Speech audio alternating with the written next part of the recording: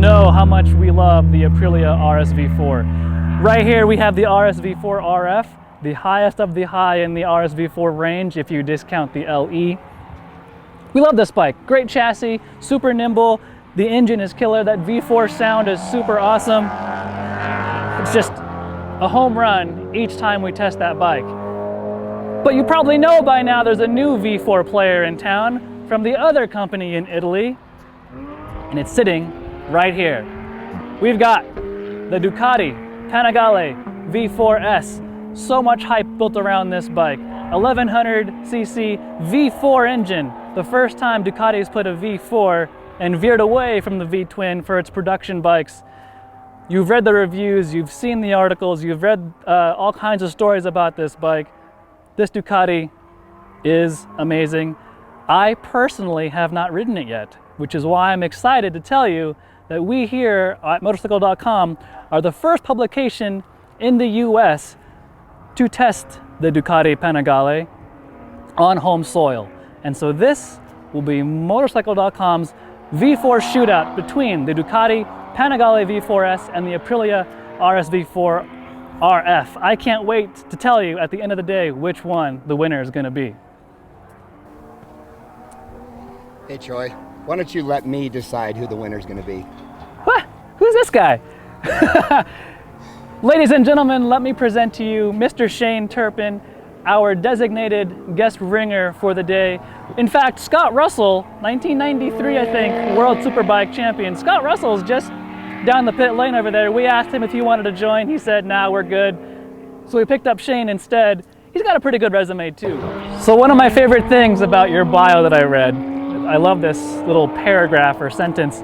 What was it? 3 #1 plates with different varying club racing organizations, a British Superbike championship appearance, a World Superbike wild card, which to anybody would be a very impressive stat.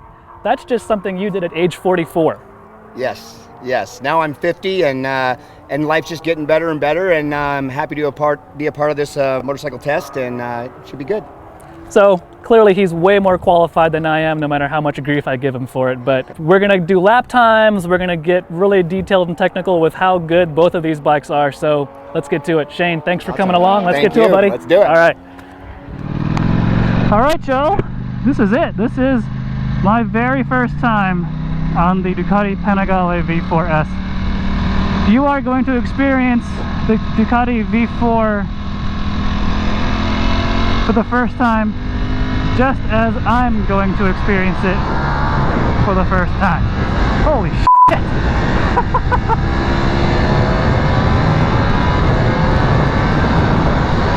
Holy hell, this thing moves! Give me Christmas! I don't even need a warm-up lap. This thing is ridiculous. Man, those seamless downshifts. Man, that thing is good. And I'm not gonna lie, I've been geeking out a little bit about this lean angle sensor. You know, 53, 54 degrees of lean angle. That's pretty awesome. And wow, man, this thing's a ripper. Fast, the Aprilia is fast, but just watching Shane walk away on that Ducati under power is ridiculous.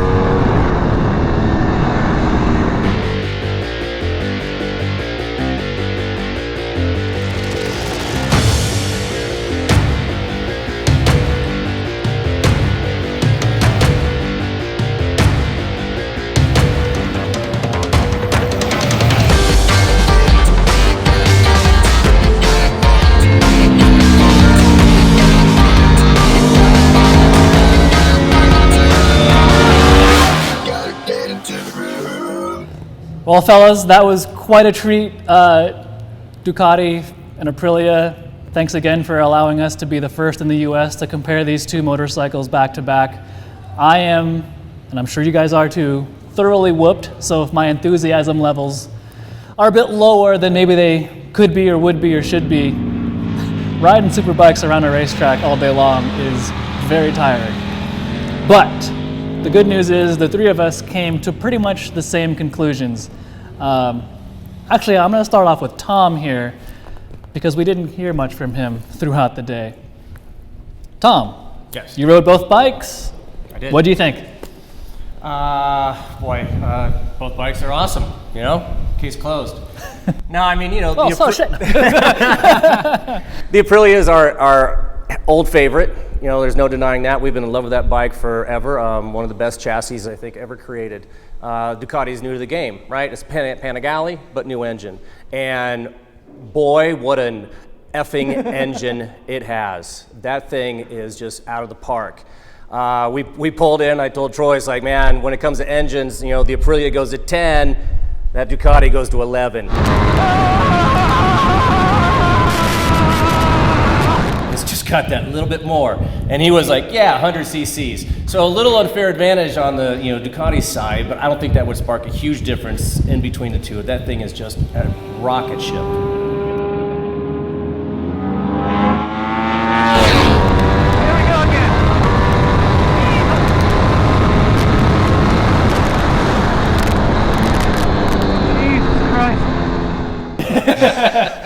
Both bikes were amazing, and I feel super privileged to just be a part of it and a part of this. So thank you very much for having me. And you know, the Aprilia, I haven't been on either bike, so jumping on both these V4s were amazing.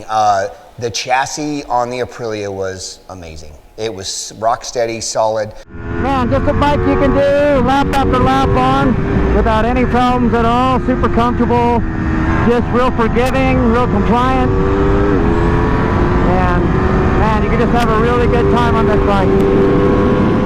We made some changes to the Ducati and it got better. The motor on the Ducati was just getting punched in the face. That thing is a rocket ship. The only one I can really think of right now is this is effing ridiculous. I think with a little bit of tuning on either side, those bikes are winners. They're just amazing.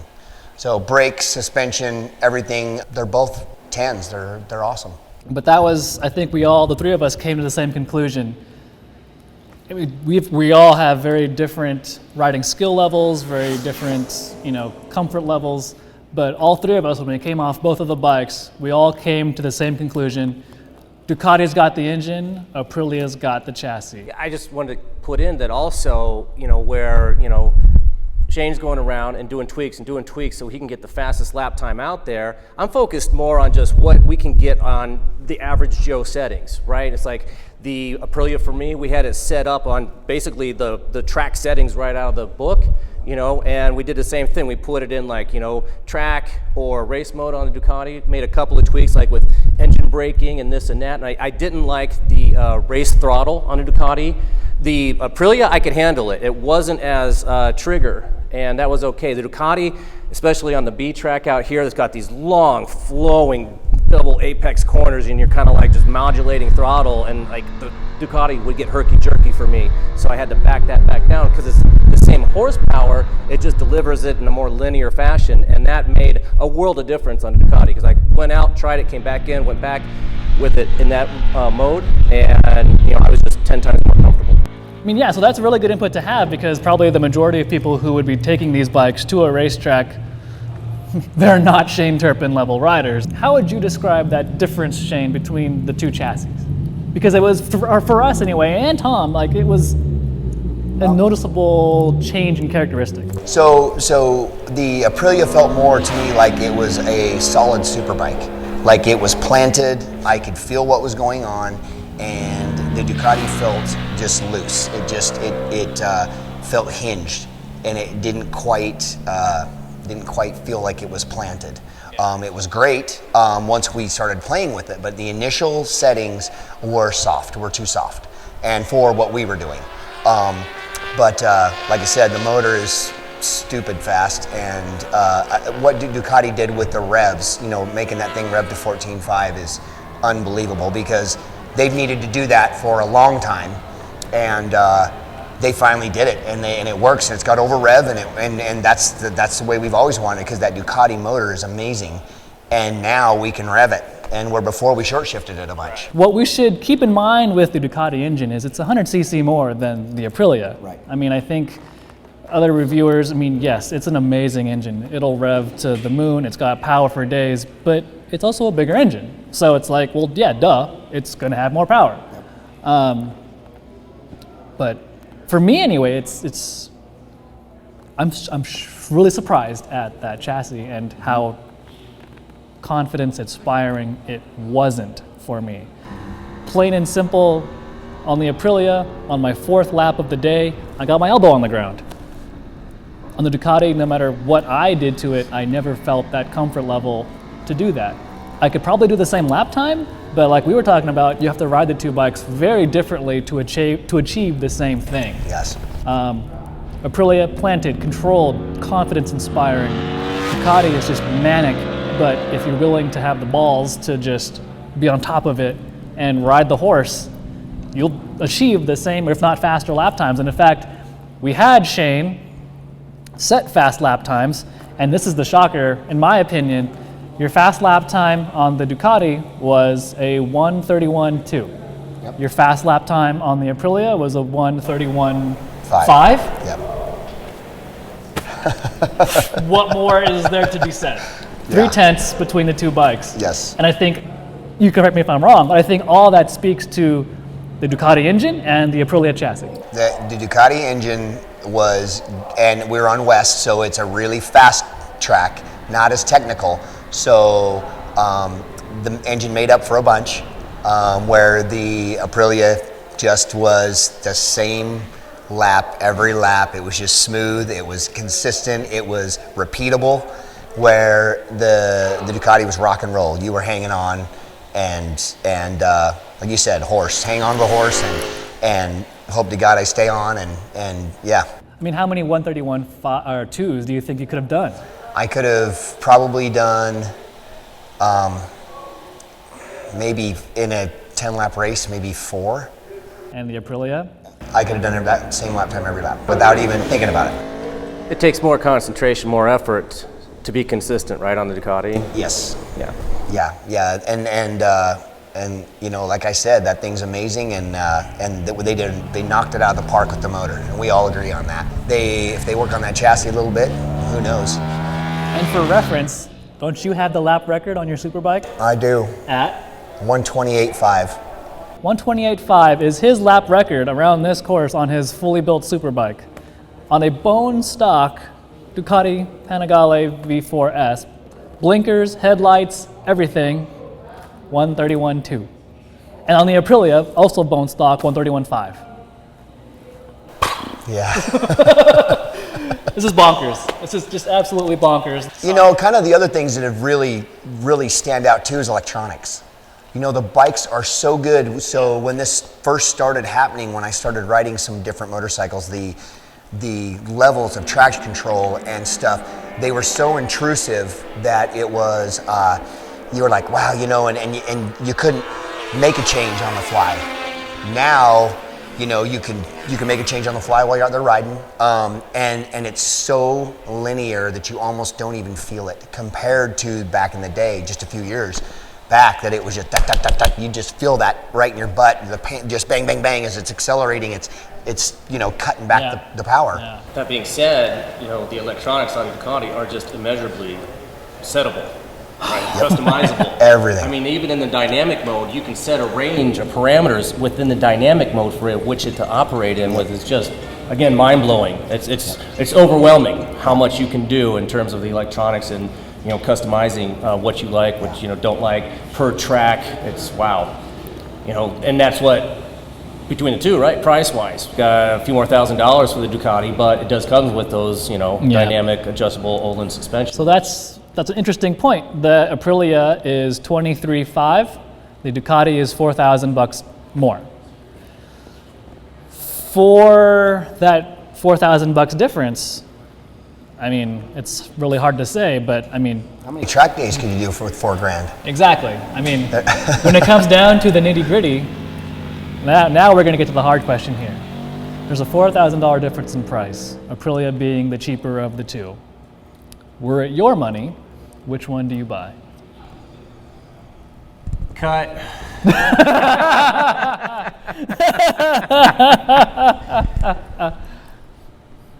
Yeah, boy. That's a really tough question, This Troy. is how hard this is. Yeah. I'm glad you didn't ask me that first. That's why I moderate the discussion, so I'm last all the time. Yeah, that's a tough question because, I am a techno geek. I like technology. I like the adjustable the Öhlins suspension, the dynamic stuff, because I thought that was just brilliant, the way it functions on the Ducati. But again, I can't complain. I was just as happy on the old twisty knob stuff that, the Aprilia is running. I mean, like I said, chassis-wise, it was still the most confidence-inspiring of the two. So even though I like the technology, I don't know if I would be able to pay for it in this particular instance. And this is, again, just for track stuff. There will be street, and that could change a little bit, in terms of street. Because again, the Ducati is going to be, oh, it's a really bumpy road. I think I'll change it, This is like, oh, I got to twist some buttons up here and pull over to the side. So we'll get to that later. But for track purposes, I'd probably save the money right now. Go with the Aprilia. Your turn. I am kind of a Ducati guy at heart. I've raced them for a lot of years. I really enjoy the new bike. Now after riding it, it's just incredible. I know that anything is solvable. We can fix issues with motorcycles. That's what we do when we are at the racetrack. But if I were to buy this bike, if I was going to do a track-only motorcycle, I would have to go Ducati. I would ride the Ducati. You would figure out a way to make that chassis good. Yes. I would definitely do that. And not to knock the Aprilia in any way, shape, or form. It is a badass bike, and I'm super privileged to have been on it. If it was street riding and it was just cruising around, I wouldn't spend the money. I wouldn't spend the extra money. There's no reason, because they're both great motorcycles as they are. But if I was going to the racetrack, I'd want the Ducati. It just pulls harder, and I could fix the suspension part. But this was stock for stock, so we didn't get to tweak like we could have. So, yeah, I'd ride the Ducati. Tiebreaker, Troy. I was hoping that by the time you two were done talking, I could come to my decision, and unfortunately, that is not the case. That's a cop-out. I'm gonna get there. I was hoping you'd give me more time. Oh, wow. What would I choose? For me, I am not a Shane Turpin. I don't have that skill or that ability to make that Ducati everything that it could be.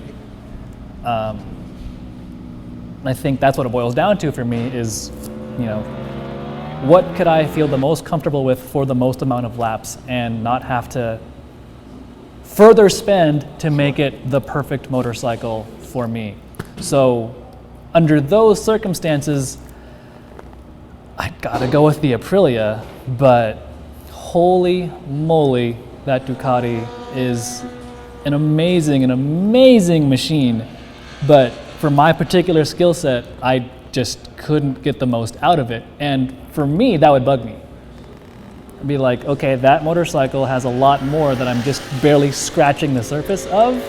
And if I dare to scratch that surface deeper, I could toss it down the road and make me even more pissed off. Whereas the Aprilia, it's like your old baseball mitt. Yep. Instantly comfortable. It's your best buddy. Yep. You can do the laps, lap after lap after lap after lap, and be perfectly happy. But I get it. If I was in your shoes, totally get it. You want the most badass thing, and you'll figure out the rest. But I think I'm on the same boat as you, Tom. It's like, yeah, we've just got so much time on the Aprilia, and it's that comfortable feeling. It's, like you said, how many track days can $4,000 get you? Yeah. Well, yeah, it was a matter too of just personal comfort level as far as like, the Ducati is like the e-ticket ride. It's wild and it's a bucking bronco, and not to say that it's mishandling. I'm just like, it's just out there. It's a lot of fun. Puts a big smile on my face. But it took a little bit more concentration. I always felt like if I wasn't really focused, something could go wrong very quickly. This thing's just a wild animal. I've only done 3/4 of a lap.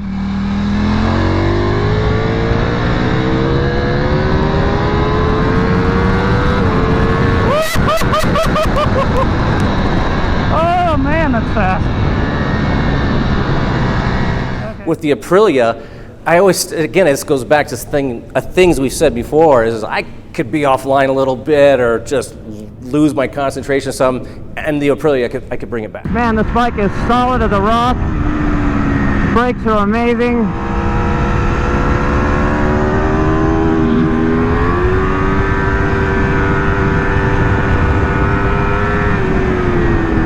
Really gotta love this Öhlins suspension on this bike. It's dialed in. Works pretty damn good right out of the box. Man, the auto blip system on this motorcycle is amazing.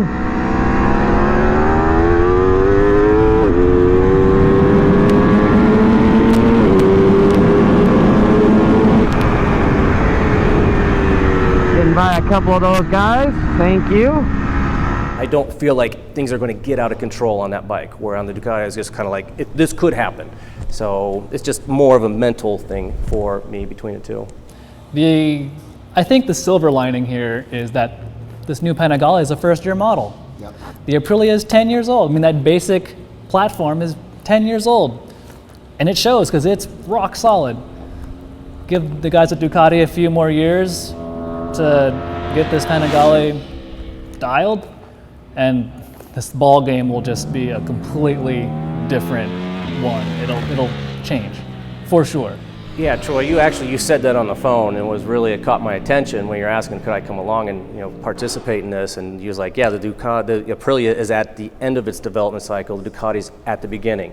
So why don't we come back basically in 2 years, and I bet you this is going to be a completely different scenario, or Aprilia's going to have a new bike. Yep. And the whole thing starts all over. Right? That's what keeps us in jobs. Yeah, I mean, what else is there to say? Don't get us wrong. Both of these are effing amazing. I mean, it takes a very special motorcycle, or two in this case, to get us to say expletives underneath our helmets each time we just whack it open, and both of these bikes do it.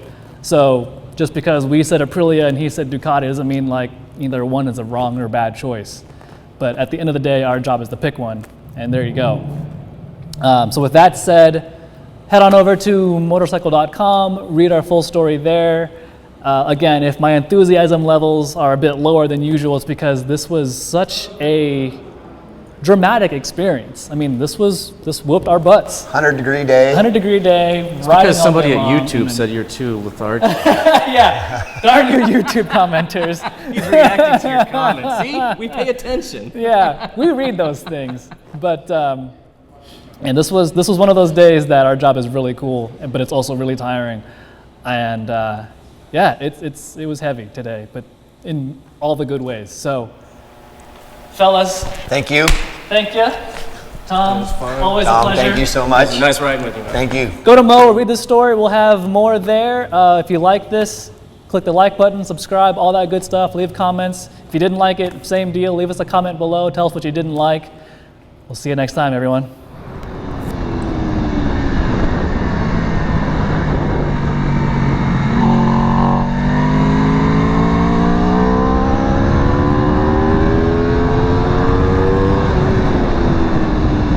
That little punk is walking away from me.